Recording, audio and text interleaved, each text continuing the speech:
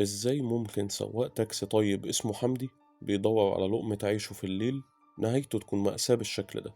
القصة بدأت تحديدا في ديسمبر 2022. حمدي كان بيشتغل على التاكسي بتاعه عشان يقدر يجيب مصاريف بيته، لكنه اختفى فجأة بعد ما ركب معاه آخر زبون في منطقة التجمع الخامس بالقاهرة الجديدة. المنطقة دي المفروض إنها تحت المراقبة الأمنية الكاملة، وده اللي خلى اختفاء حمدي لغز صعب. لما أهله بدأوا يدوروا، المباحث لقت العربية بتاعته في مكان، لكن هو لأ.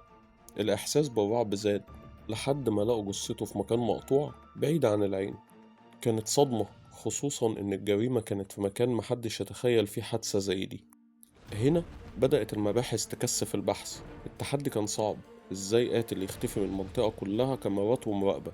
الشرطة اشتغلت على الخيوط البسيطة، تتبع آخر إشارة موبايل للضحية وفحص كاميرات الشوارع الجانبية اللي يمكن تكون لقطت أي صورة للقاتل وهو بيمشي.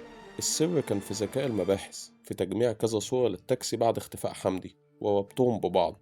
في وقت قياسي المباحث وصلت للمشتبه بيه ويقبضوا عليه. المفاجأة كانت إن القاتل اعترف بكل هدوء إن الدافع كان السرقة، كان هدفه الأساسي إنه ياخد التاكسي أو يبيعه قطع غيار. القتل كان غدر عشان يتخلص من حمدي ويقدر يهرب بالتاكسي بسهولة.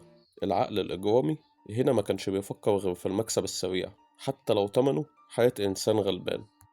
القضية دي فضلت فترة طويلة بتفكرنا إن الخطر ممكن يكون متخفي في أي وش عادي، وإن الإجرام ما بيفرقش بين الأماكن الآمنة والمناطق المفتوحة. دي قصة حقيقية عن ضحية كانت بتسعى للقمة حلال، وقاتل قرر يسرق مش بس العربية، لأ، سرق حياة كاملة.